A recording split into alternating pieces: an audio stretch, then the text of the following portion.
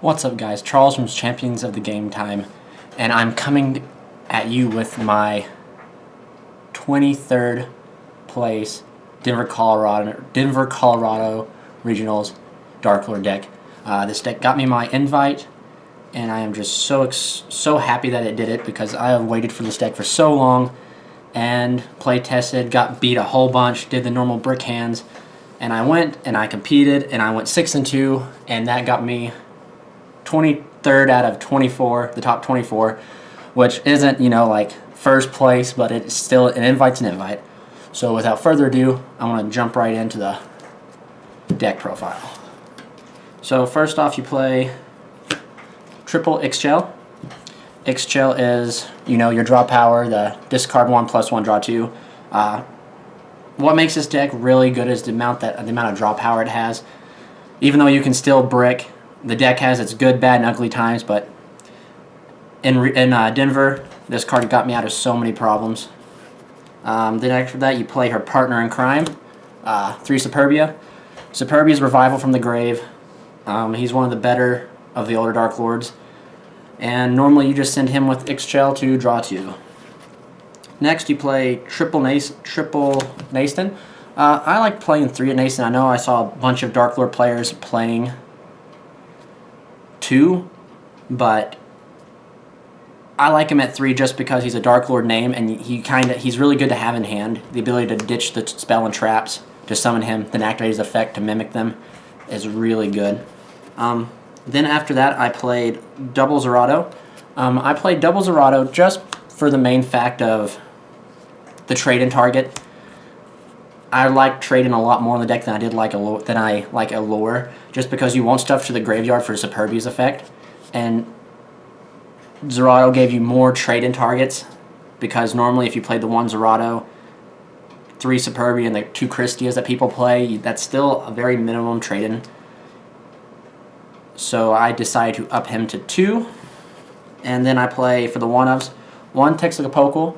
This guy was so clutch, not gonna lie, because I would search him out at the end of my turn, and then normally they would Regeki or Darkhole me, and having him in hand letting you discard him just saves your board. 1 Emdis. He was alright. I normally sent him for Allure or himself. One time I ended up only having a Superbia left on board and had this in hand. Sent him with the trap card, used his effect to add himself back, and then tribute summoned him, and was able to go off and win. And last but not least, 1 Morning Star. This card is very ridiculed, as you either have to play it or it's horrible. And in my own personal opinion, I normally side him out game 2, but he's not as bad as people make him out to be. He can't be special summoned, but he's a board matcher. He's a 3000, can't be targeted, and he lets you dump your spell and traps to grave. So above everything, the good outweighs the bad in this predicament, because everyone's like, he's a brick in hand, which normally turn 1 he is, but turn 1 you normally have Ixchel or an Allure, some way to get him out of your hand. He's not. People who say this card's bad is because when they've played it, they just straight shoot for the Morningstar play, which when playing Darklords, you don't normally shoot for it. You use him when you can and if you can. You don't always just shoot to make him. But he came in. He won me my final game. I was able to. The guy had Mithrium and Alkahest, and I was able to Kaiju the Alkahest, and I honestly only had a contact in hand, and I wasn't going to be able to rid him of his board. But I drew, and I got him, so I contact for Superbia and Ixchel, tribute him, summon Zerato and Naston, and then on top of that, I already had Texacapokal in hand, ditched it for Zerato's effect, blew his board up, and attacked him for game. So it played out very well.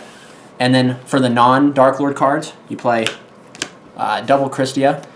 This card was amazing. I normally sided it out for Gamma depending on my matchup, but being able to special summon it and add Ixchel back is really good. And it being a trade-in target too is also why I play the deck. My deck is built to want to trade in more than it is to Allure. So it was really good. It came in locking my opponent out, being able to call the Hauntedness back during my opponent's turn with Superbia was phenomenal. Next, 2 Fiend. This card won me so many games. I was able to make it first turn against metal foes, and they scooped. It's unreal having this card. And the next best thing is when they get rid of this, the next turn you have, you're able to go off, get Mason or Superbia on board, and be able to special summon a Christia from hand. So now they've got rid of Fiend, and now they have to deal with the Christia. It's just too good. But 2 Fiends, I enjoyed it. It did work. It won me games. People who say that this deck only thrives from Vanity's Fiend, there was a game where I banished both Fiends with Pot of Desires and won. So without even using Christia, the deck, you know, it can win without Fiend or Christia. But onto the spells. I play Triple Banishment. This card, I wanted to see this card so much, and like during playtesting, I saw it so much that I was actually not wanting to see it, but at the regional event, I wanted to see this card so much because I needed it, and it always popped up at the right moment, letting me search for my contact, my Ixchel. You know, if I had a trade-in in hand, I would search for Superbia or Zerato. It came in real handy. And then I played Triple Contact. This card, top decking this card was so good, especially having a Fiend in hand. Top decking it, bringing back, getting another Dark Lord on board, and then tributing the Superbia for this, it just wins games. Next for the draw power, I play Triple Trade-In. Like I said, I want to see Trade-In more than I want to see Allure, so I played Triple Trade-In, and it worked great. Like the amount of consistency I had with having 7 Trade-In targets in the entire deck was phenomenal.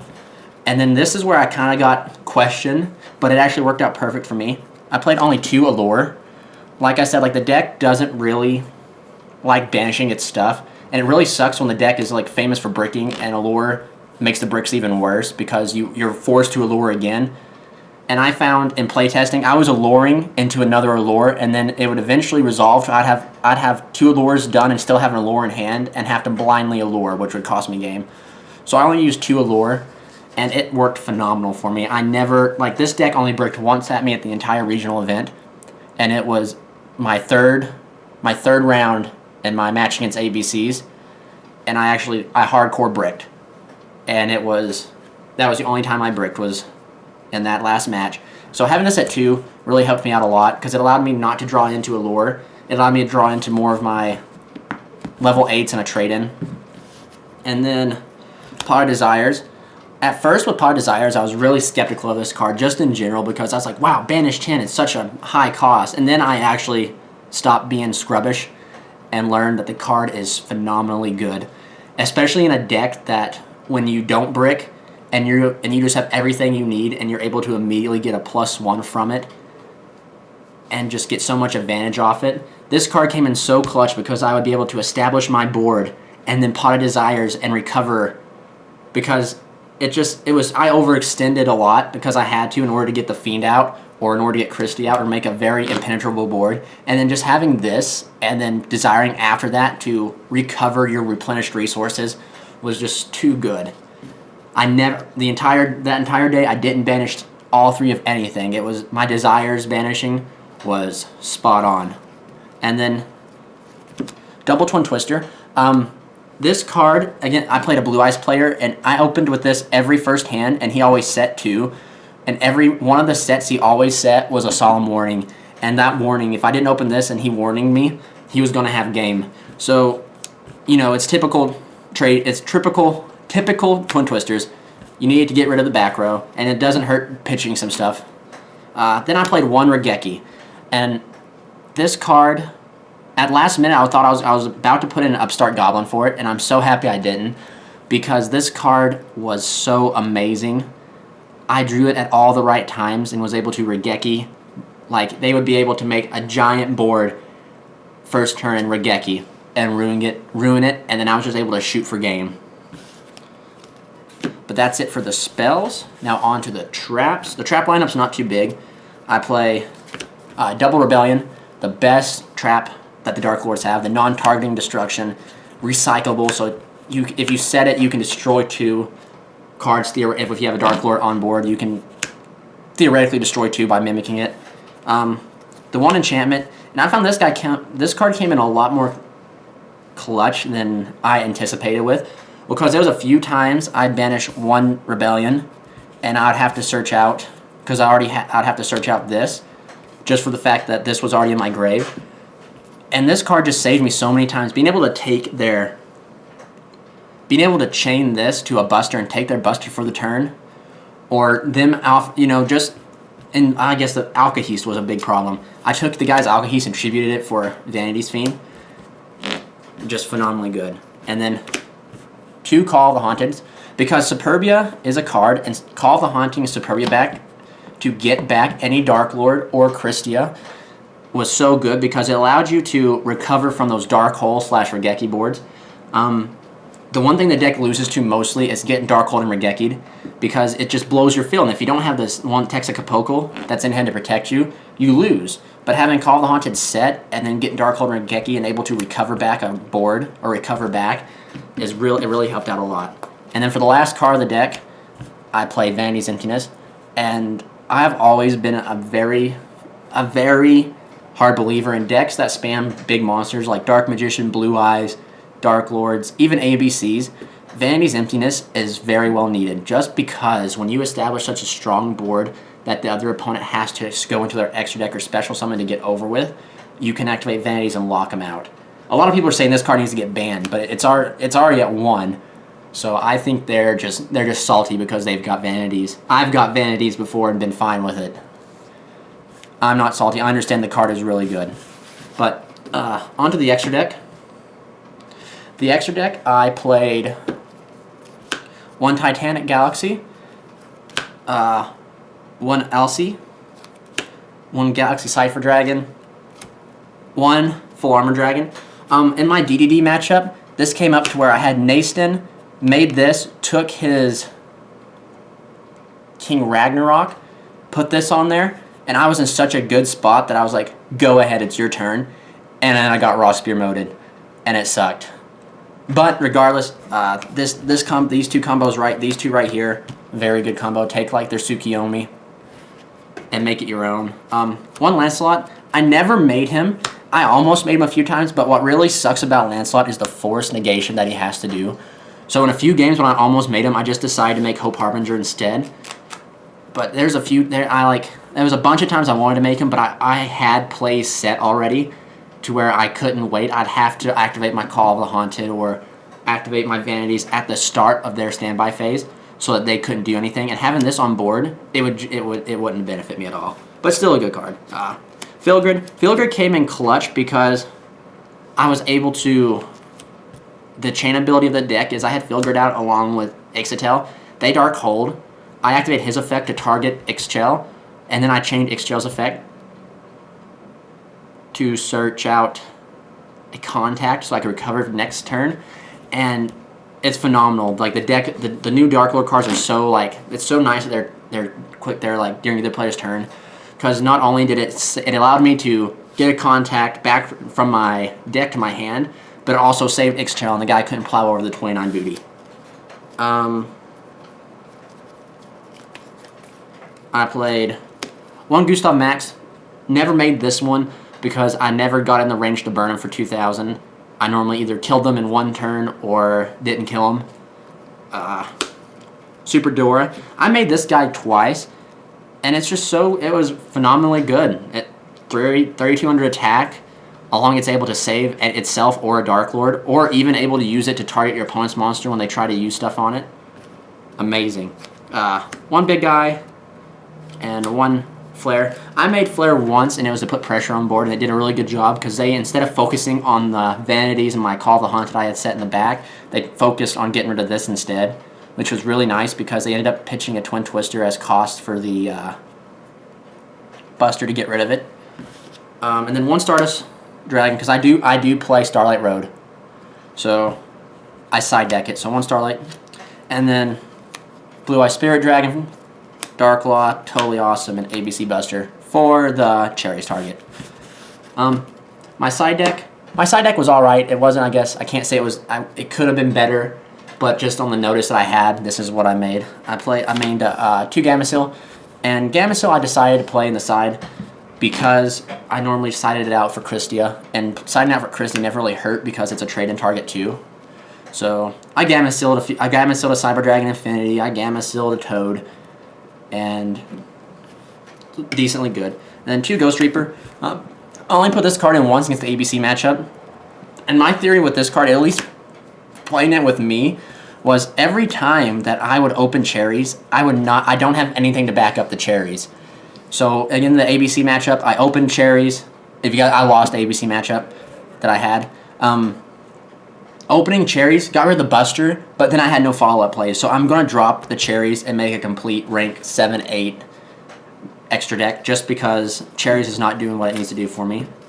1 Starlight Road. I sided this in, and it actually came off once because they went to Twin Twister because all I could do was set. I had a bricky hand. Set, saved my Call of the Haunted, my Vanities, and my Dark Rebellion with Starlight Road. Brought out Stardust Dragon. They passed, and then I drew into a Banishment with an Ix-Shell in hand and was just able to go off. 1 Warning, and then Triple Strike. Now, this right here, this came in a pretty clutch. This right here. During game 2, once they realize you're playing against Darklords, they normally side out their Twin Twisters because they know Darklords, if they set a card, they're either setting Enchantment, Rebellion, or something that we want to get sent to the graveyard. So almost every game 2, they always side out at least 1 or all their Twin Twisters, and I would side in 1 or 2 strikes and a warning. And they would get, and it allowed me to win my Metal Foes matchup because he had no way to get rid of my strike or my warning, and striking that Pendulum Summon won me the game. Then I played 2 pots. This right here was kind of in like my older build when I played 3 Allures, so I'd get back some of my banished stuff and to hit those ABC players, but I never sided it in. Double Max C. I sided this in because only if I was going second. And a few games they wouldn't tell me, so I just left it out. But I don't main deck it because of the room. And also I have so much draw power, I don't think it's needed. My deck is built to go first and second, so it's normally, I don't really need it. And then finally, 2 System Downs. I played one of those Draco Mists, and it was a very good Draco Mist. It got like Infinity and Toad on me in one game and wrecked me. But this was put in, and this just won me the game. And that's it for my deck profile, guys.